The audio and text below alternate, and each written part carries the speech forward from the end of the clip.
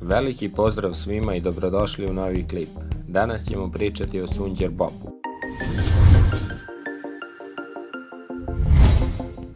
Sunđer Bob kod Skalone je jedan na prvi pogled dečiji neozbiljan crtani film koji nema neku određenu tematiku, ali po jednoj od teorija iza svih glavnih likova se kriju veoma ozbiljne stvari.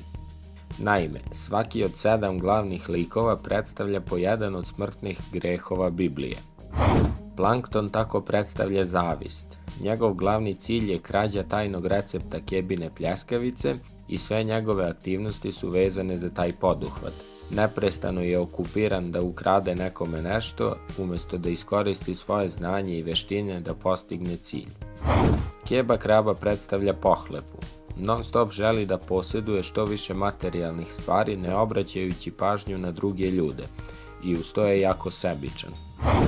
Sandy je previše ponosna. Ljudi u Teksasu vole da prenaglašavaju vrline pojedinih stvari, tako da Sandy nije bez razloga poreklom odatle.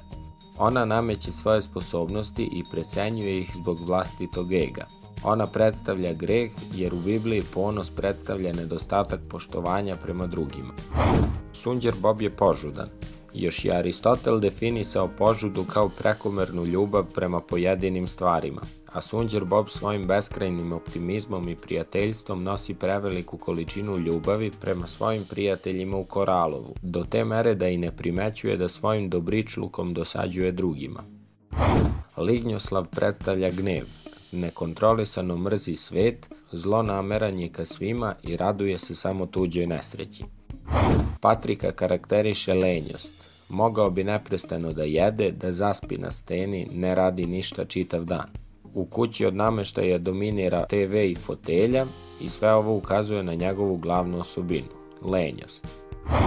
Pužu Gariju je dodeljena osobina proždrljivosti. On je na prvi pogled pasivan lik, ali sve radnje vezane za njega u crtaću se svode na to kako će ga Sunđer Bob nahraniti. Pišite u komentarima da li verujete da crtani Sunđer Bob ima veze sa svim ovim ili je to samo slučajnost. Nadam se da ste uživali i da vam je bilo zanimljivo i veliki pozdrav do sljedećeg klipa.